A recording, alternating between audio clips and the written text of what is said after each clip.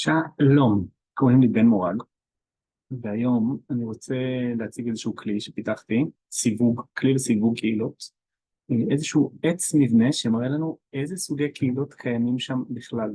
המילה קהילה יכולה להגיד המון המון המון דברים, והעץ הזה אני מקווה יעזור לנו להבין לגבי קהילה ספציפית, איפה היא נמצאת במרחב, לאיזה קהילות היא דומה, לאיזה קהילות היא זהה, ואולי זה גם עוזר לעשות קצת ניתוח של הקהילה ובאיזה כלים צריך להשתמש כדי אה, שתשגשג. אז אני אציג לנו את זה למסך, זה כלי קצת מורכב, אני מזהיר מראש, יש בו המון ריבועים קטנים וחצים, אני מקווה שאחרי ההסבר יהיה לנו קצת יותר סדר. אז ככה. זה הסיווג כולו, אתם יכולים לראות על המסך. והוא בנוי בעצם משלושה עצים. נתחיל מהעצים התחתונים דווקא, הפשוטים יותר, ואז נעבור לעץ הגדול. אז החלק הראשון אומר, החלק מצד ימין למטה, אומר, יש קהילות, אפשר לסווג לפי איך הם התפתחו, או איך הן מתפתחות.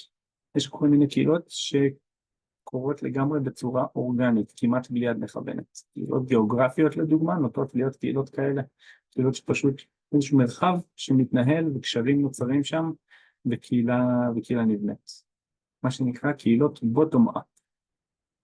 לעומת זאת, יש מה שנקרא קהילות top-down, קהילות מוכוונות, קהילות שיש איזשהו ארגון שהגיע ואמר, אני רוצה לקחת אחריות על לייצר קהילה. בדרך כלל ימנה מנהל קהילה שיתחיל לאסוף את האנשים, לחבר אותם לפלטפורמות תקשורת וכולי.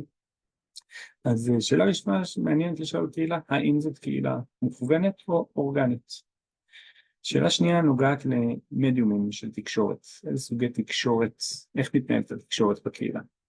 אז יש קהילות שמתנהלות לגמרי באופליין או אונלייף, ויש קהילות שמתנהלות באונליין.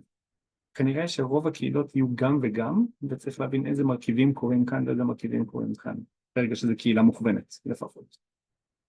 גם את קהילות האונליין אפשר לחלק לשתי מדיומים, צורות תקשורת, אחת שנקראת סינכרוני, זאת אומרת, דברים שמתנהלים באותו זמן, באותו מקום, גם זה מקום וירטואלי, כמו לדוגמה שיחות זום, זה מרחב אונלייני, סינכרוני.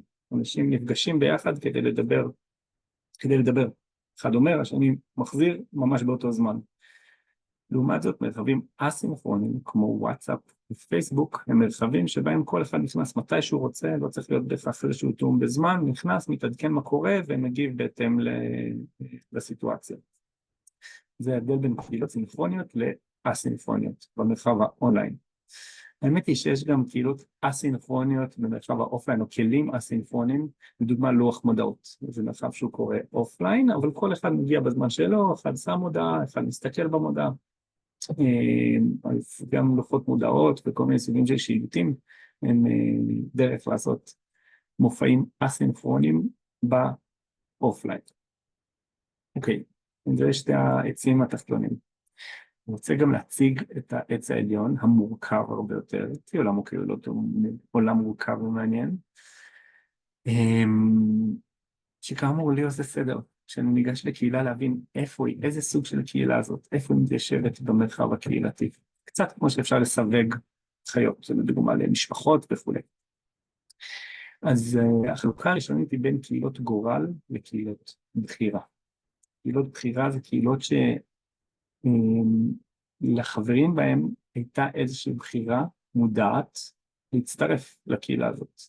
לעומת קהילות גורל, שזה דבר שבדרך כלל משהו רנדומלי, שרירותי במציאות קרה והתגלגל והמציאות נוצרה. קהילות גורל אנחנו יכולים לשייך בעיקר קהילות חברתיות, קהילות של אנשים שהם חברים, יש דברים שהובילו אותם להיפגש ביחד, אף אחד לא בחר באמת בדרך כלל, ככה אני רוצה להסתכל על זה, להצטרף לקהילה חברתית, אלא יותר נסיבות החיים הובילו אותנו. גם קהילות מקום או קהילות גיאוגרפיות הן סוג של קהילות גורל, כי אנחנו לא בחרנו, רוב האנשים, חוץ מקהילות חיים גיאוגרפיות, שהן איזה סוג של ייצור היברידי, ברוב המקומות, פעמים קהילה גיאוגרפית זה פשוט מקום שהתגלגלנו לחיות בו, או שנולדנו בו, או שהתגלגלנו לחיות פה בגלל העבודה או בגלל כל מיני דברים, ואז הצטרפנו לקהילה. אוקיי, נדבר רגע על קהילות בחירה. אני משייך אותן לשלושה סוגים עיקריים. סוג ראשון, קהילות ארגוניות. קהילות שקורות בתוך ארגונים, או שהאלמנט המרכזי שם הוא ארגון. הרבה פעמים חברות עסקיות יכולות ליפול כאן, או משרדים ממשלתיים, או כל מיני ארגונים שיש בהם בדרך כלל עובדים. הקהילות הארגוניות מתחלקות לקהילות עובדים, קהילות מוטבים, שזה קהילות של לקוחות, או במקרה של עמותות, מי שנהנה מהשירותים של העמותה, קהילות סביב מוצרים או שירותים ספציפיים, או קהילות מותגים, וקהילות בוגרים, בדרך כלל בוגרים של קורסים או הכשרות. אז הם ארגון שאומר, אני עושה בצורה מודעת קהילת בוגרים, נמנה את מי שאחראי עליה. אז גם קהילת בוגרים, גם קהילת עובדים, וגם קהילות המוטבים הם סוגים של קהילות ארגוניות. יש לנו את מה שנקרא, אני אעבור לכאן, קהילות ייעוד. קהילות ייעוד או intentional communities באנגלית, זה קהילה ספציפית שהעניין בה זה שיש לה איזושהי מטרה לייצר שינוי במרחב. קהילה שקמה מתוך איזושהי כוונה מודעת. אז בתוך קהילות ייעוד אני מכניס גם קהילות תמיכה, קהילות שיש להן מטרה לתמוך באנשים, לדוגמה קהילות של חולי סרטן, אלכוהוליסטים אנונימיים וכאלה, וקהילות חיים, קהילות של אנשים שבחרו לחיות ביחד באותו מרחב ולרקום לא רק היבט מסוים של החיים שלהם ביחד, אלא ממש את כל החיים שלהם ביחד. כאן יש קהילות מסוג מיוחד, מה שנקרא קהילות משימה או קהילות שינוי, קהילות חיים שיש להם רצון לייצר השפעה מסיבית כלפי חוץ ולהיטיב את החברה או את הסביבה שלהם.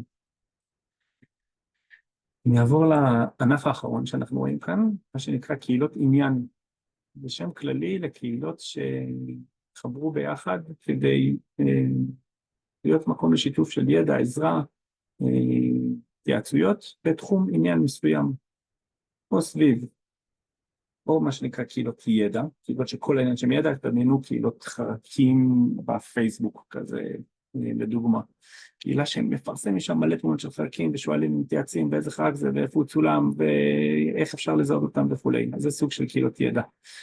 ויש אנשים שממש שרוצים לעסוק לא רק בידע, זאת אומרת שהעניין הוא לא רק הידע אלא גם הפרקטיקה, קהילות שבהם העניין הוא עיסוק, יכול להיות עיסוק בעולם של תחביבים, רכיבה על אופניים וגיימינג וכאלה, או קהילה שהיא ממש קהילה מקצועית. זה באנגלית נקרא, הקהילה הזאת נקראת Community of Practice, COP, מקוצרת, קהילות של אנשים שהם practitioners, מתרגלים או מתאמנים באותו תחום, ורוצים לייצר מרחב, התייעצות, למידה, שיתוף, לפעמים ממש השפעה על הדיסציפלינה של העיסוק, אז זה הקהילות המקצועיות. אני אגיד רק לסיום שיש שתי קהילות ספציפיות יותר בתוך עולם הקהילות המקצועיות, עולם של הקהילות העסקיות, בעלי עסקים שמתחברים ביחד כדי לייצר איזשהו סינרגיה ביניהם ולהגדיל את הרווחים לכולם בדרך כלל, או לקדם איזושהי מטרה משותפת שבסופו של דבר כנראה משתקפת ברווחים ורואים את הערך של קהילה בזה, או מונח די חדש שצומח, מה שנקרא קהילה מקצועית לומדת. זה סוג מסוים של קהילות שנמצא היום בעיקר בעולמות החינוך, ומכוון לייצר community of practice, אבל בפרקטיקה מאוד מסוימת, של למידה משותפת ומעמיקה, ושהיא העמקה בעולם הקהילות המקצועיות. זהו, זה הכל מורכב, אבל אפשרי. אני אשתף גם את הקישור כמובן לדבר הזה שתוכלו להשתמש בו בזמנכם.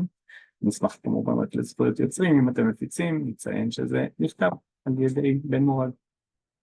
תודה רבה, מקווה שהיה לכם לערך.